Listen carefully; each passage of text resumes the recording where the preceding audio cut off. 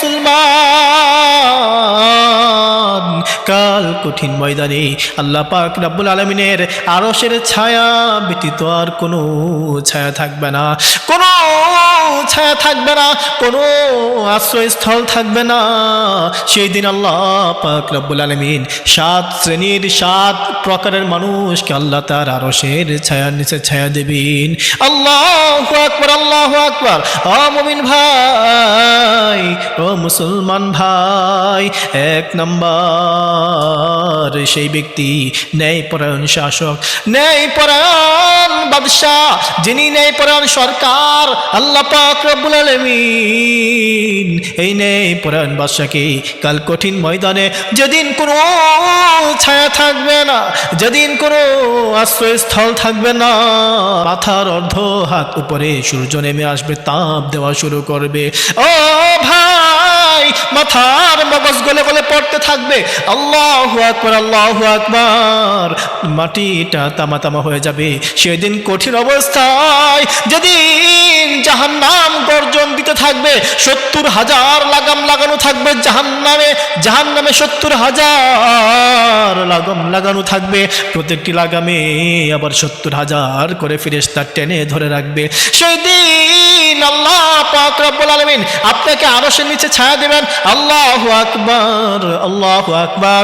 Number 1 ন্যায়পরায়ণ বাদশাহ বা ন্যায়পরায়ণ বিচারক।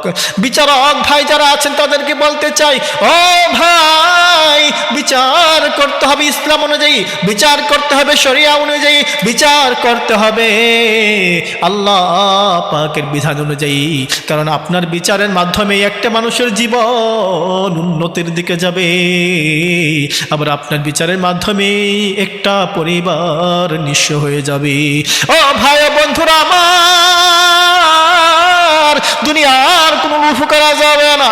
আল্লাহ পাক রব্বুল আলামিন আপনাকে সম্মানের চেয়ার দান করেছেন, আপনি যে সম্মানের চেয়ার পাইলেন এটা আল্লাহ পাকের নিয়ামত। সুতরাং আল্লাহ পাকের নিয়ামতের শুকর আদায় করে আপনাকে কাজ করতে হবে।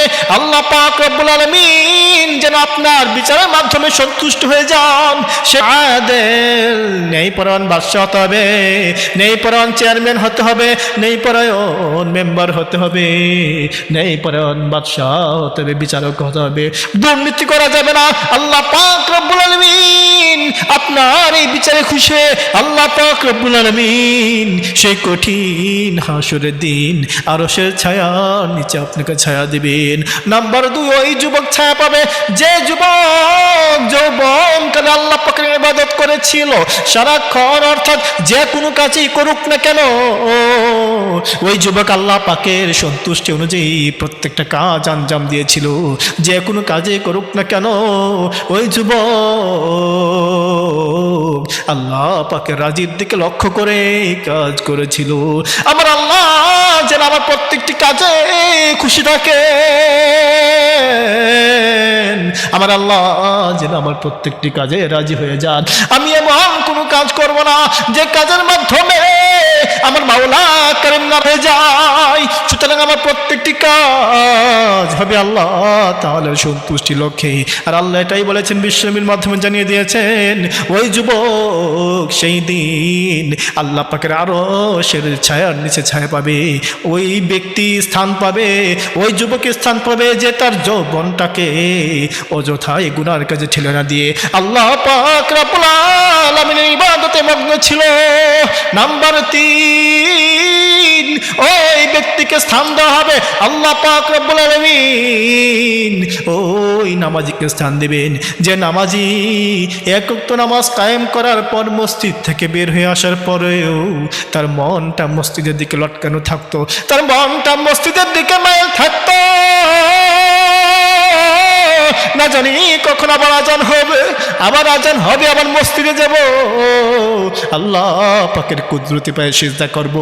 ওই ব্যক্তিটা কেউ আল্লাহ পাক রব্বুল আলামিন আরশের ছায়ার নিচে ছায়া দেবেন। হ্যাঁ, তবে নামাজ হতে হবে আল্লাহ পাকের জন্য, মানুষকে দেখানোর উদ্দেশ্যে নামাজ কায়েম করলে হবে না। নামাজ হবে আল্লাহ পাকের সন্তুষ্টির জন্য। আমার প্রত্যেকটা ইবাদত বন্দেগী, আমার প্রত্যেকটা নামাজ আল্লাহ পাকের জন্য হতে হবে। হবে, আমার প্রত্যেকটা সিজদা আমার মাওলায়ে কারিমের জন্য হতে হবে। নাম্বার 4, আল্লাহ পাক রব্বুল আলামিন ওই কঠিন দিনে আরশের ছায়ার নিচে স্থান দেবেন।